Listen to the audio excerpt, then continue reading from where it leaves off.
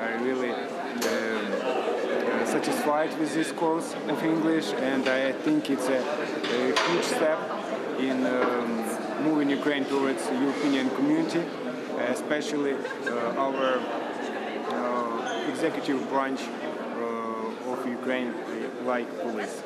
Expressing himself in English is no longer difficult for Officer Ruslan Havrilenko. He participated in the 7-month program and spent all his free time in between shifts studying. His efforts weren't for naught, he discovered, during this year's Eurovision events in Kyiv. Interacting with the foreign tourists who had come for Eurovision gave Ruslan the real-life practice he needed. It also demonstrated the usefulness of such a language program. I spoke with foreigners about 10 times. It started with giving directions or explaining which taxi service was better to use, and ended with usual casual talk. It was so that tourists could have positive impressions of Ukraine and of our police. The patrol police weren't the only ones happy with the results of the program. Their instructors were also impressed. They said that they were happy to assist the Kyiv police in this endeavor. I'm impressed. These are probably the best students I've had. They are very responsible and punctual. It was hard for them because the lessons were in between night shifts. But even with red eyes and coffee cups, they worked really hard and put in their full effort.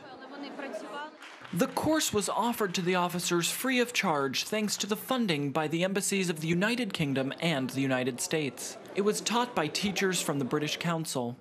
And so on behalf of the UK, I want to say we are really delighted to be involved in one part of that modernisation, along with our American partners.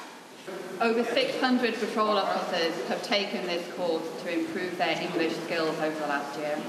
90 of those didn't speak any English at all when they started. I have another story from last fall. It was during the commemorations of the 75th anniversary of Baban Yar, and we had a number of elderly American Jews who came back for those events. And one of them was close to 80 years old. He felt faint. He had to sit on the sidewalk, and a patrol police car came along, asked him in English if he were okay. He said, "Not really." And they said, "Where is your hotel?" And then they offered him a ride back to the hotel. And he told me at dinner, that would not happen in the United States.